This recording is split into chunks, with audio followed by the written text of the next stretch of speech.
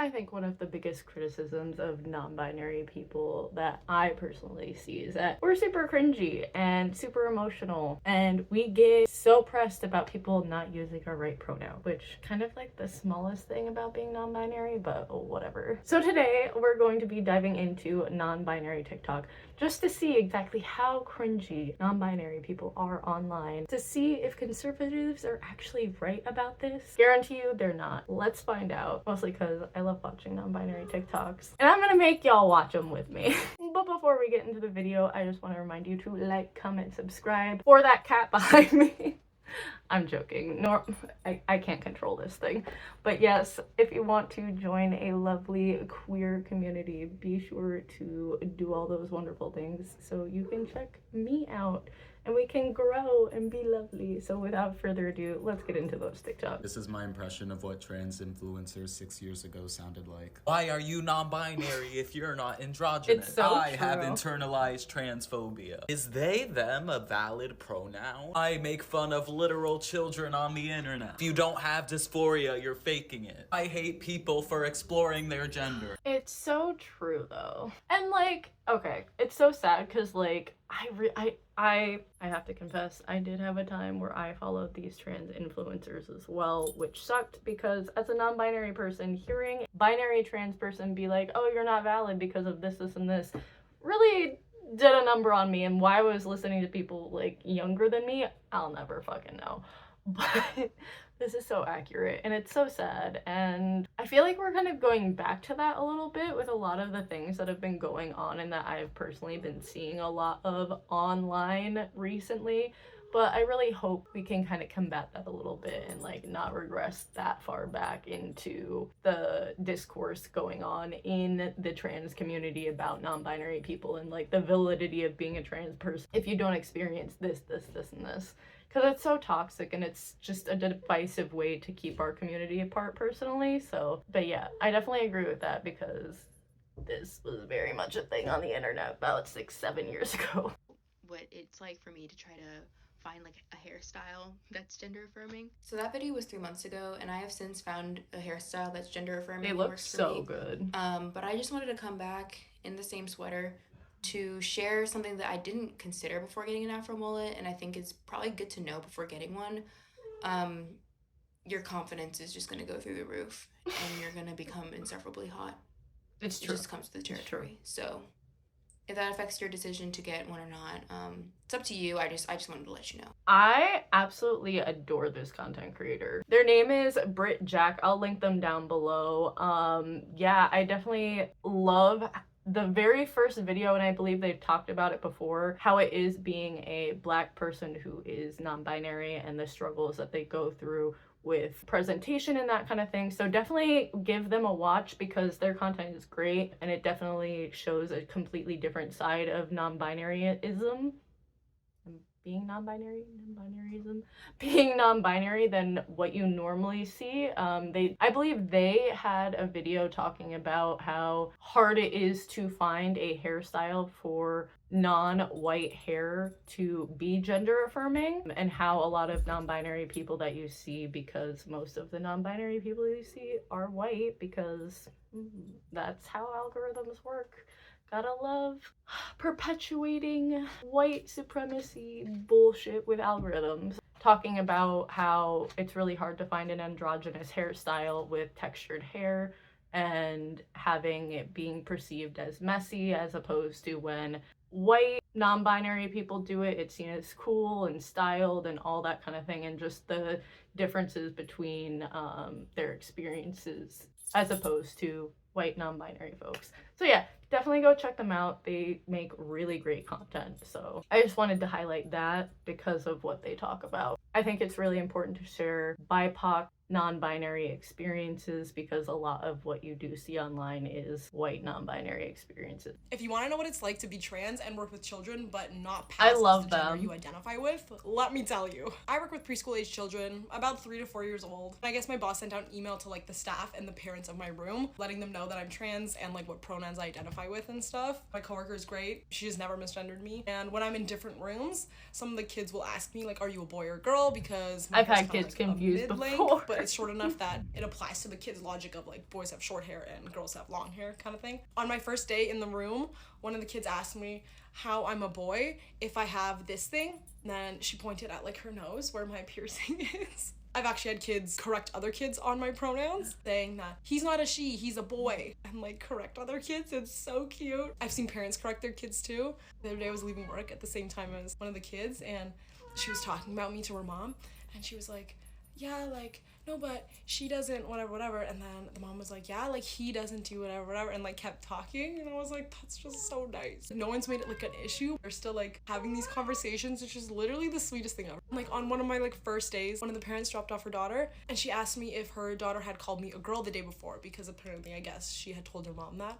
And I was like, no, they just call me my name, because we're usually talking to each other. And she was like, I'm sorry if she called you a girl. We have a lot of books at home. And I was like, that's so nice. Like, she didn't have to, but she did. I've just had such a great experience. I feel like those kind of experience, first of all, I love that for him. Like, God bless. I love that he's in a really inclusive environment with those kind of parents and those kind of kids, because every trans person literally deserves to have that experience. But I also feel like it goes to show that children literally just need a simple explanation and they just go about their day. Like, a child literally learns hate from their parent. Like, they learn that shit somewhere, you know what I mean? So the fact that these kids and they're with like pre-K kids and it's not a big deal and it's just like, oh, that's a boy, like, don't call him a girl, he's a boy. Like, it's really, I feel like people think that it's indoctrination of kids when it's literally just teaching children to respect other people, which I don't think is that hard of a thing.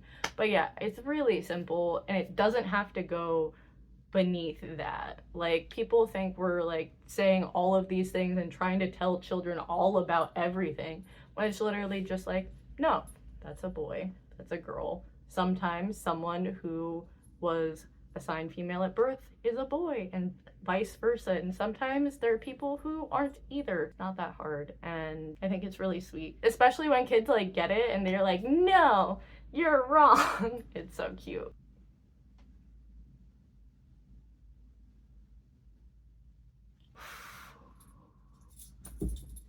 Okay, let's talk about it. Now listen. There is nothing wrong with changing your pronouns, changing your gender identity, and all of that kind of stuff. I personally believe that gender is fluid. Well, I believe that gender can be fluid for people. So this, on the surface, changing that kind of stuff is perfectly fine. However, if you're doing something to appease someone else or just to be in a relationship with someone, no. Listen, I get it. Trust me, I do. But at the end of the day, that cis straight boyfriend that you have is a cis straight man. And they like what they like. And if they don't like authentically who you are and you have to change that part of yourself for them, they don't really like you. They just like what you're presenting at that moment, which sucks, and it's inauthentic for you and it's not authentic for them, and it just, at the end of the day, they're not really seeing who you truly are, because they're completely like they're like, oh, I'm not gonna look at that part of who you are. I just like when you look feminine, when you use she, her pronouns, all of that kind of stuff. So like, I know you care about that person, I really do, but at the end of the day, I feel like a lot of people need to kind of be like, okay, do I want to be comfortable with myself and who I am and express myself in the way that I want to, or do I want to appease this person that I care about and want to love me? It's such a hard thing, especially because as a trans person, as a non-binary person, it is hard to find someone who truly accepts who you are, and especially if you want to go on hormones or if you want top surgery or that kind of thing. A cis straight guy isn't gonna like that. It sucks. But they're attracted to what you have right now, and if you ever want to change that, that might change as well. It might not. There are some people who go through transition and still have the partner that they have, and that partner like learns stuff about themselves, which is great. But there are also a lot of people who that doesn't necessarily happen to. So yeah, it's it's a tough situation for everyone involved, but at the end of the day, each person deserves to be in a relationship with someone who authentically sees who they are. And every trans person literally deserves to be with someone who sees them for the gender that they are. What are you, a fucking man? What are you, a fucking man? Are you a boy? What the fuck? What's up with your hair? What's up with your clothes? What are you, a fucking man? Yeah. I mean, no, you're a fucking girl. You're a woman. You're a girl. You're a fucking girl.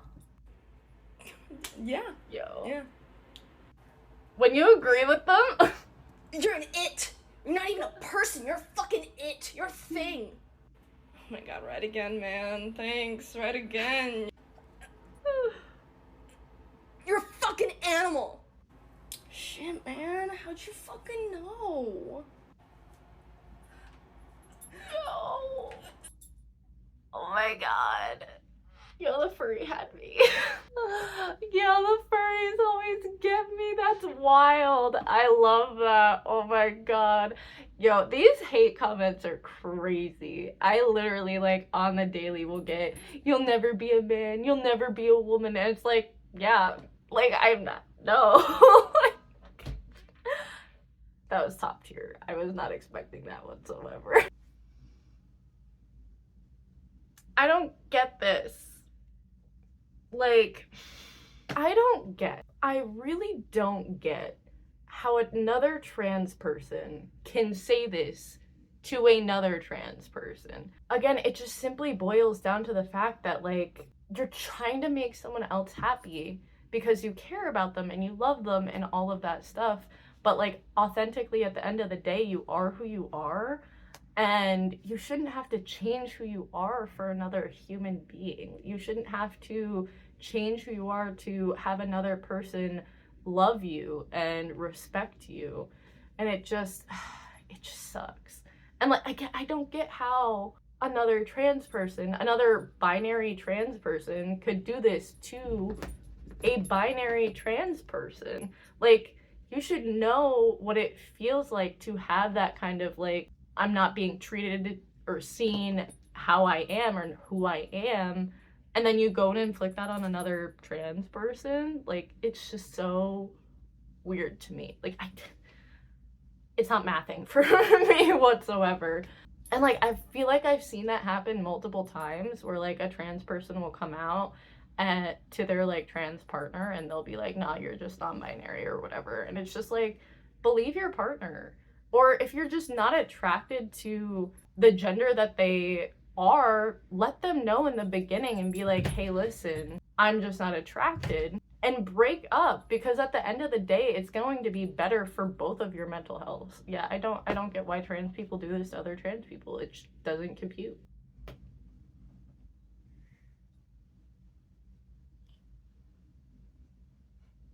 Yo, facts.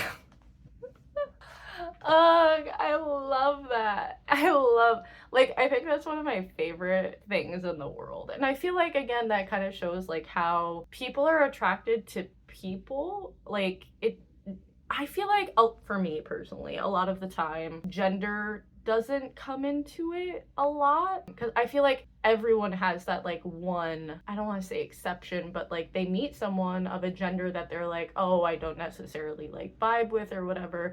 And then they're like, oh shit, you know what I mean? Like, I don't know. I think it shows how wonderfully fluid and unexpected and just random this world is. So I like seeing stuff like that, personally. Y'all know it's coming.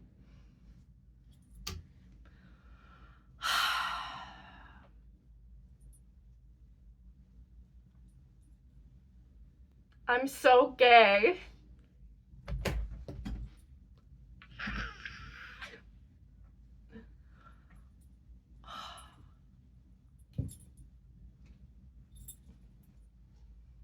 I need. Y'all, you don't understand. Like, I need a gender fluid person in my life. Oh my god. Oh my god, they look so good. Do they use they them? I hope. All pronouns. Okay, they use all pronouns, so I'm good. But oh my fucking god, y'all. When I first saw that, I was like, I'm gay. Like, I'm gay. Like, I can't. Like, you're watching me have a gay panic right now. And it's just, yeah.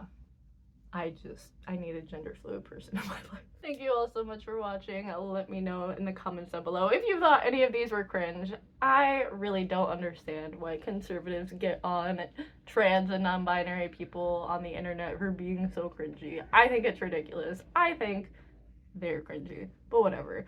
Let me know which one was your favorite and what TikToks you want me to react to next, and I'll see you all in the next video. Bye!